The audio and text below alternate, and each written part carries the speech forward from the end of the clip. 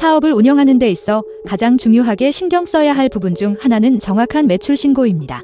이는 단순히 세법을 지키기 위한 수준을 넘어 바쁜 경영 활동 중 의도치 않게 발생할 수 있는 매출 누락을 예방하기 위함인데요.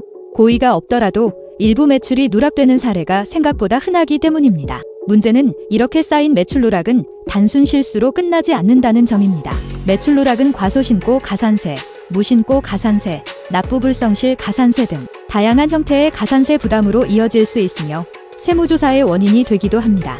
카드 결제를 받은 후 현금으로 처리하여 매출에 포함시키지 않거나 세금 계산서나 현금 영수증을 발급하지 않는 경우가 매출 누락의 대표적인 사례인데요. 가장 흔한 유형 중 하나는 고객이 현금으로 결제한 거래를 장부나 포스에 기록하지 않고 누락시키는 경우입니다.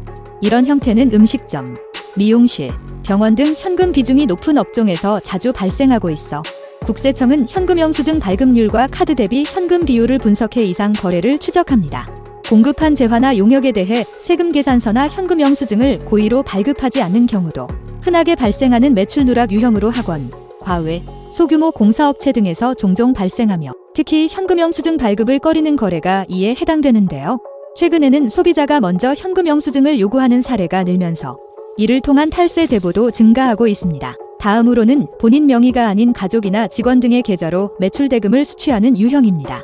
최근에는 배우자나 자녀 외에도 친인척 등의 계좌 추적을 통해 차명 계좌의 사용이 부정행위로 간주되어 일반 매출 누락보다 더 높은 가산세가 부과되므로 주의해야 합니다. 마지막 유형은 스마트 스토어, 쿠팡, 인스타그램 등 온라인 플랫폼이나 SNS를 통해 상품을 판매하면서 매출을 일부 누락하는 경우입니다. 특히 온라인 매출은 자동으로 국세청에 신고되는 줄 알았다는 오해 때문에 별도로 매출을 신고하지 않고 넘어가는 분들도 많은데요. 이 경우 고의성의 유무에 관계없이 매출 누락으로 간주되므로 각별한 주의가 필요합니다.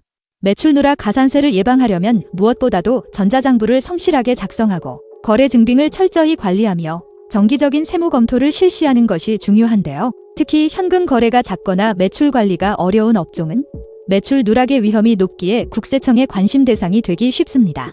만약 다음으로 소개해드릴 업종에 해당된다면 평소 철저한 매출 관리와 세무 리스크 점검을 권해드립니다. 외식업은 현장 중심 업종으로 고객과 직접 거래하며 현금 결제가 많은 업종입니다. 포스 미입력이나 장부 누락 등으로 매출 누락이 발생하기 쉬운 구조지만 국세청은 카드 매출 대비, 식재료 매입 비율, 인건비 대비 매출 수준 등을 비교 분석해 누락 여부를 정밀하게 판단합니다. 미용실, 피부관리실, 마사지샵 등의 서비스업에서는 현금 할인 등으로 영수증 미발급이 자주 발생하는 업종이므로 매출 누락 관리에 주의가 요구됩니다. 다음으로 학원, 과외 등 교육 서비스업입니다.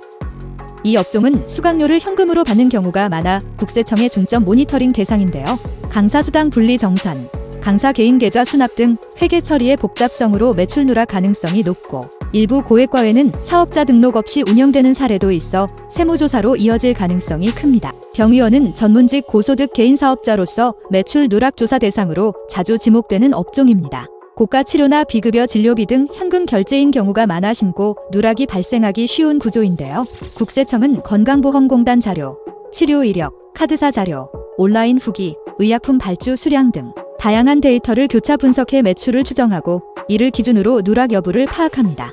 건설업과 인테리어 관련 업종의 경우 현장 거래 중심이고 계약금, 잔금 형태의 비정형 거래가 많아 매출 누락 검증을 자주 받는데요. 하도급, 재료비, 인건비 지급 등 다양한 비용 항목이 얽혀 있어 실제 매출 흐름을 명확하게 파악하기 어려워 기초자료의 체계적인 보관이 중요합니다. 렌탈, 숙박, 레저업 등은 고객 예약 후 현장 현금 결제 구조로 매출 누락이 빈번합니다.